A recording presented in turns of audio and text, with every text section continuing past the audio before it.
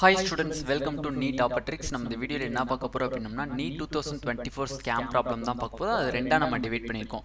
Overall இந்தியாவில் இருக்கக்கூடிய அந்த நீட் 2024 ஸ்கேம் ப்ராப்ளம் என்னது, தமிழ்நாட்டில் இருக்கக்கூடிய ஸ்கேம் ப்ராப்ளம் என்னது அப்படிங்கிறத டீட்டெயில்டாக பார்க்க போகிறோம். வாங்க வீடியோக்குள்ளே போகிறதுக்கு முன்னாடி நம்மளோட நீட் ஆப்பட்ரிக்ஸ் சேனலை சப்ஸ்கிரைப் பண்ணிக்கோங்க, கூடவே இருக்கக்கூடிய பெல் பட்டனை கிளிக் பண்ணிக்கோங்க. அப்போ நம்ம போடக்கூடிய வீடியோ உங்களுக்கு நோட்டிஃபிகேஷனாக வரும். வாங்க வீடியோக்குள்ளே போகலாம். ஃபர்ஸ்ட் ஆஃப் ஆல், எக்கச்சக்கமான ஸ்டூடெண்ட்ஸ் அண்ட் பேரண்ட்ஸ்க்கு எம்பிபிஎஸ் ரிலேட்டடாக எக்கச்சக்கமான டவுட்ஸ் இருக்குது. அந்த கைட்லைன்ஸ் வேணும்னு ஆசைப்பட்டீங்கன்னா கீழே எம்பிபிஎஸ் கவுன்சிலிங் கைடன்ஸ்க்கான வாட்ஸ்அப் குரூப் லிங்க் இருக்குது. அதை கிளிக் பண்ணி குரூப்பில் ஜாயின் பண்ணிக்கோங்க. பர்சனலாக வேணும்னு நினச்சிங்கன்னா பெய்டு சர்வீஸை நீங்கள் அக்சஸ் பண்ணிக்கலாம். எனக்கு ப்ரைவேட்டாக நீங்கள் மெசேஜ் பண்ணிக்கலாம். ஓகேங்களா? ஓகேப்பா. ஃபர்ஸ்ட் ஆஃப் ஆல், எக்கச்சக்கமான ஸ்டூடெண்ட்ஸ்க்கு இப்போ இருக்கிற ஒரே கேள்வி என்னன்னா, ஆனால் இன்னைக்கு நான் ரெக்கார்ட் பண்ணக்கூடிய டேட்டு பார்த்துக்கிறேன்ப்பா, டேட்டே மறந்து போச்சு. ஓகே, June 7 நான் வந்து ரெக்கார்ட் பண்ணுறேன். பட் உங்களுக்கு June 8 மார்னிங் தான் உங்களுக்கு வீடியோஸ் வந்து இப்போ ப்ரீமியரில் இருக்கும். ஓகே, இப்போ நிறையா ஸ்டூடெண்ட்ஸ் கேட்குறது, ஆனால் June 7 வந்து கல்கட்டா அண்டு சுப்ரீம் கோர்ட்டில் கேஸ் போட்டிருந்தாங்க. என்னன்னு கேஸ்னா, இந்த மாதிரி எதனால கிரேஸ் மார்க் கொடுத்தீங்க, இது ஃபர்ஸ்ட் விஷயம். இதுதான் ஃபர்ஸ்ட் விஷயமே. கிரேஸ் மார்க் எதுக்கு கொடுத்தீங்க, இது ஃபர்ஸ்ட் விஷயம். ரெண்டாவது, 720க்கு 720 வாங்கின மெம்பர்ஸ்னுடைய எண்ணிக்கை அதிகமாக இருக்குது. 67 பேர் இருக்காங்க. 67ங்கிறது இம்பாசிபிளான ஒன்று. அது மட்டும் இல்லை, அந்த 67ல் 6லேருந்து 8 பேர் சேம் சென்டரில் இருந்தவங்க. ஓகேவா? ஹரியானாவில் சேம் சென்டரில் எக்ஸாம் எழுதின ஸ்டூடெண்ட்ஸ் வந்து 8 பேர். அந்த 8 பேர் சப்சிக்வெண்ட்டாக அடுத்தடுத்து வந்து 720க்கு 720 வாங்கியிருக்காங்க. இது ஒரு ரொம்ப இம்பார்ட்டண்டான ஒரு ஸ்கேமுக்கு ஃபர்ஸ்ட் ப்ராப்ளம். கிரேஸ் மார்க் கொடுத்தது ஒரு செகண்ட் ப்ராப்ளம். ஓகேவா? இது ரெண்டுமே ஒரு மெயின் ப்ராப்ளமாக நம்மளுக்கு கல்கட்டா ஹைகோர்ட்டில் வந்து கேஸ் வச்சு நடத்தியிருக்காங்க. ஓகேங்களா? அது மட்டும் இல்லாமல் சுப்ரீம் கோர்ட்டில் ஆல்சோ நம்மளுக்கு வந்து எம்பிபிஎஸ் கவுன்சிலிங்கான போஸ்ட்பான் ஸ்டே வாங்க சொல்கிறாங்க. ஓகேவா? நிறுத்தி வைக்க சொல்கிறாங்க. ஸ்டே. ஓகேவா? அப்போ ஸ்டே வாங்கினா கண்டிப்பாக எம்பிபிஎஸ் கவுன்சிலிங் என்னவாகும், போஸ்ட்பாண்ட் ஆகும். அப்போ கண்டிப்பாக எம்பிபிஎஸ் கவுன்சிலிங்கை ஸ்டே ஆர்டர் வாங்க சொல்கிறாங்க. எங்கே? சுப்ரீம் கோர்ட்டில் கேஸ் போட்டிருக்காங்க. ஸ்டூடெண்ட்ஸ் ஆர் பேரண்ட்ஸ் வந்து கேஸ் போட்டு எம்பிபிஎஸ் கவுன்சிலிங்கை ஸ்டே ஆர்டர் கேட்குறாங்க. எதனால அப்படின்னா, இந்த மாதிரி கல்கட்டாவில் கேசஸ் போகுது. அது மட்டும் இல்லாமல் அதர் ரிலேட்டட் ஆர்டிஐ ரிப்போர்ட்ஸ் மூலிமா நிறைய எக்கச்சக்கமான கேசஸ் போயிட்டுருக்கு. ஓகேவா? அப்போ இந்த எல்லா ப்ராப்ளம்ஸுமே வந்து ஓவரால் இந்தியாவில் இருக்கக்கூடியது. ஓகே, தமிழ்நாட்டில் கவனிங்க. தூத்துக்குடி மீன்ஸ் என்னது?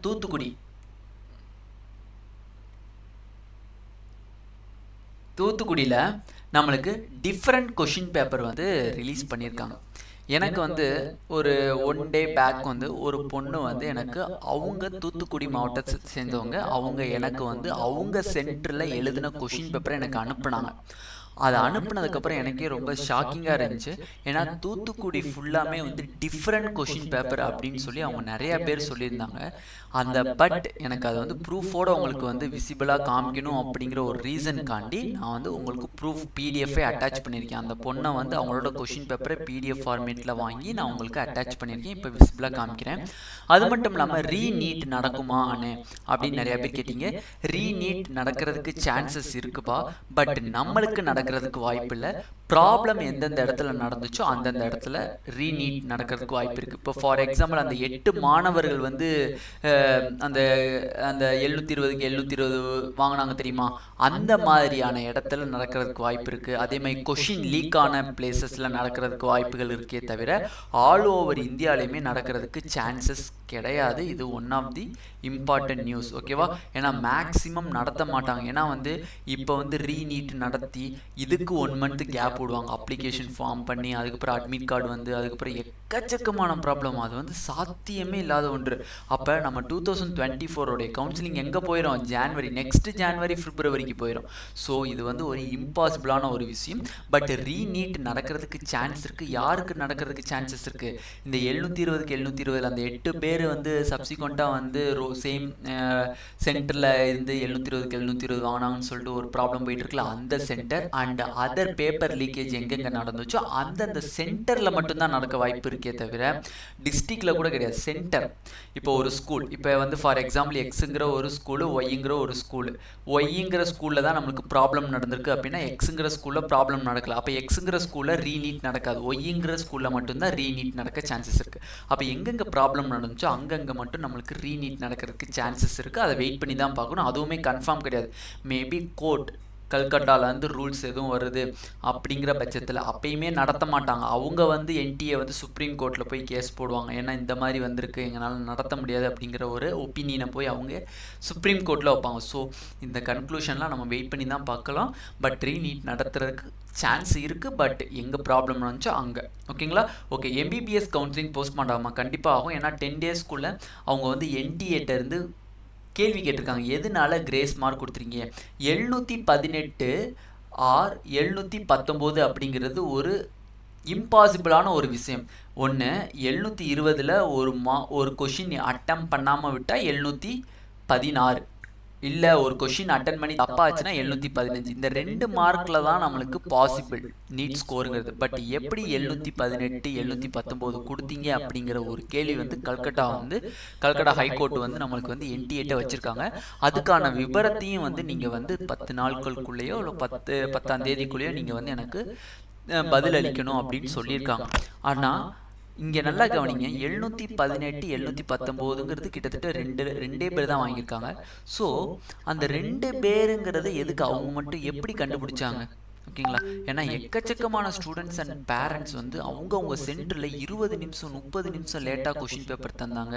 அந்த ஹால் ப்ரொஃபஸர்ஸுக்கு கூட அந்த நீட் கொஷின் பேப்பர் எப்படி டிஸ்ட்ரிபியூட் பண்ணணும்னு தெரியாமல் கூட நிறைய பேர் சென்டரில் வந்து நம்மளுக்கு வந்து லேட்டாக இருக்குது. ஸோ அப்போ அந்த எல்லா மாணவர்களுக்கு மேலே நீங்கள் மார்க் தரணும். எப்படி இந்த 2 மாணவர்களுக்கு மட்டும் மார்க் தந்தீங்க அப்படிங்கிற ஒரு கேள்வி வந்து இந்த இடத்துல நம்ம வைக்கிறோம். அது மட்டும் இல்லாமல் அவங்களும் ஹைகோர்ட் மூலியமாகவும் வச்சுருக்காங்க. ஓகேங்களா?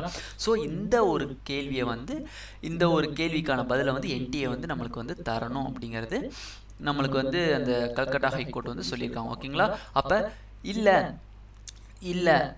நீங்கள் இதுக்கு கிரேஸ் மார்க் தந்துட்டீங்க அப்படின்னா டோட்டலாக எல்லாத்துக்குமே கிரேஸ் மார்க்கை டெலிட் பண்ணுங்கள். ஆல் ஓவர் 25 லேக் ஸ்டூடெண்ட்டுக்குமே கிரேஸ் மார்க்கை வந்து நீங்கள் கேன்சலேஷன் பண்ணுங்கள்.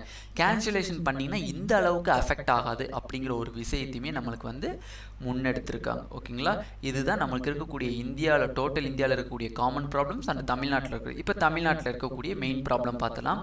தூத்துக்குடியில் எக்கச்சக்கமான யூடியூப் சேனல்ஸில் இந்த தூத்துக்குடியை பற்றி பேசவே இல்லைப்பா. ஏன்னா வந்து நான் இந்த கொஷின் பேப்பரை பார்த்ததுக்கப்புறம் தான் எனக்கு வந்து ரொம்ப கொஞ்சம் கஷ்டமாயிடுச்சு. இது வந்து அவங்க தூத்துக்குடியில் வந்து பார்த்தீங்க அப்படின்னா எக்ஸாம் சென்டர்ஸில் ஆர்டர் வந்து MNOP sets of question paper தான் டிஸ்ட்ரிபியூட் பண்ணியிருக்காங்க. பட் நம்ம எழுதுனதில் T இருக்குது, மற்ற செட்ஸ் இருக்குது. பட் இந்த MNOP அப்படிங்கிறது ஆல் ஓவர் இந்தியாலையுமே இல்லை. பட் தூத்துக்குடியில் வந்து இந்த 4 செட்ஸ் ஆஃப் கொஷின் பேப்பரை டிஸ்ட்ரிபியூட் பண்ணியிருக்காங்க. அது என்ன ரீசனுங்கிறது தெரில. டோட்டல் தூத்துக்குடியுமே வந்து அந்த மாதிரி தான் ஆயிருக்கு போல். அந்த பொண்ணை எனக்கு வந்து அந்த நேம் சொல்லக்கூடாது, ஃபோன் நம்பர் தரக்கூடாது. ஸோ அவங்க ஒரு பொண்ணு அவங்க வந்து எனக்கு வந்து PDF ஷேர் பண்ணாங்க தூத்துக்குடியில் நடக்கப்பட்டது. ஓகேவா? நல்லா கவனிச்சுக்கோங்க. இங்கே அந்த பொண்ணு கையெழுத்து போட்டிருக்கு பாருங்களேன். இருங்கப்பா வரேன், இதை வந்து நான் தெளிவாக காமிக்கிறேன். அந்த பொண்ணு கையெழுத்து போட்டிருக்கு பாருங்களேன், அதை தெளிவாக கவனிங்களேன். ஓகேவா? தெளிவாக கவனிங்க. 5/5/2024ன்னு போட்டிருக்காங்களா? 5/5/2024. ஓகேவா?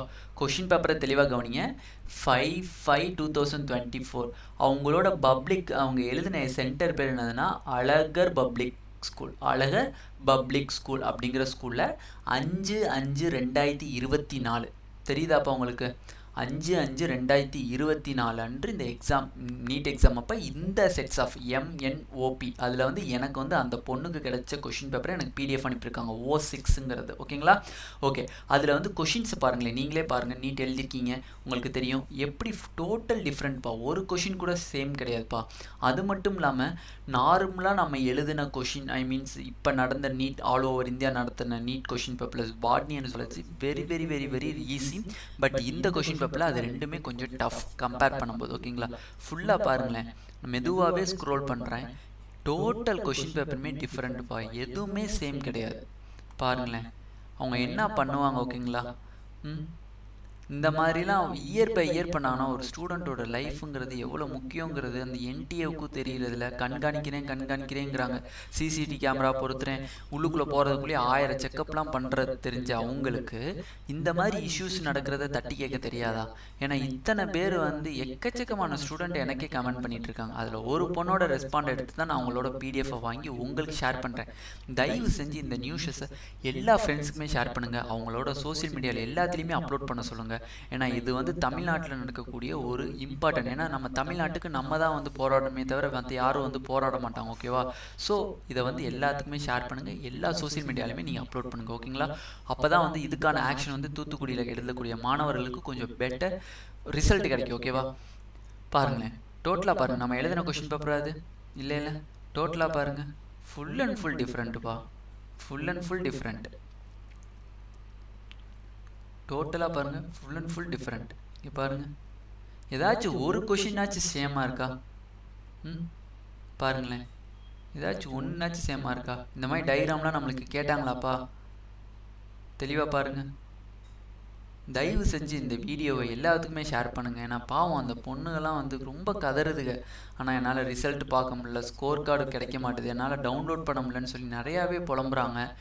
தயவு செஞ்சு இது எல்லாத்துக்குமே ஷேர் பண்ணுங்கள். டோட்டல் டிஃப்ரெண்ட் கொஷின் பேப்பர் இது. தூத்துக்குடியில் நடக்கப்பட்ட அந்த ஸ்கூல் என்னப்பா, அழகர் பப்ளிக் ஸ்கூலில் 5ஆம் தேதி, மே 5ஆம் தேதி நம்மளுக்கு அந்த சென்டரில் எழுதப்பட்ட மாணவர்களுக்கு டிஸ்ட்ரிபியூட் பண்ண கொஷின் பேப்பர். ஓகேவா?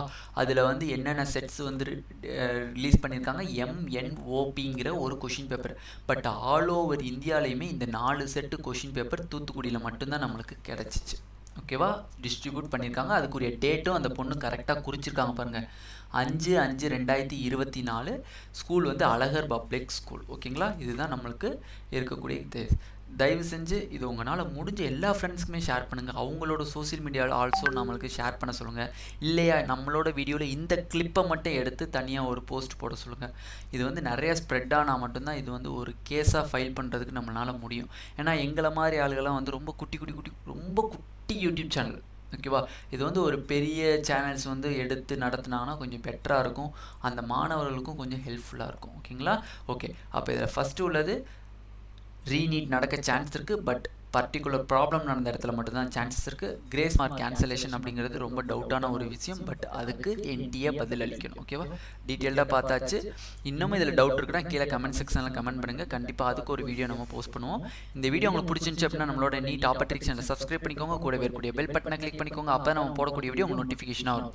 உங்கள் ஃப்ரெண்ட்ஸ் எல்லாத்துக்குமே ஷேர் பண்ணிக்கோங்க. தயவு செஞ்சு இது ரொம்ப முக்கியமான வீடியோ. தூத்துக்குடி ஸ்டூடெண்ட்டுக்காண்டி நம்ம வந்து முன்னெடுத்து நம்ம இதை நடத்துவோம். முடிஞ்சவரை ஷேர் பண்ணுங்க. ஓகேங்களா? Thank you students.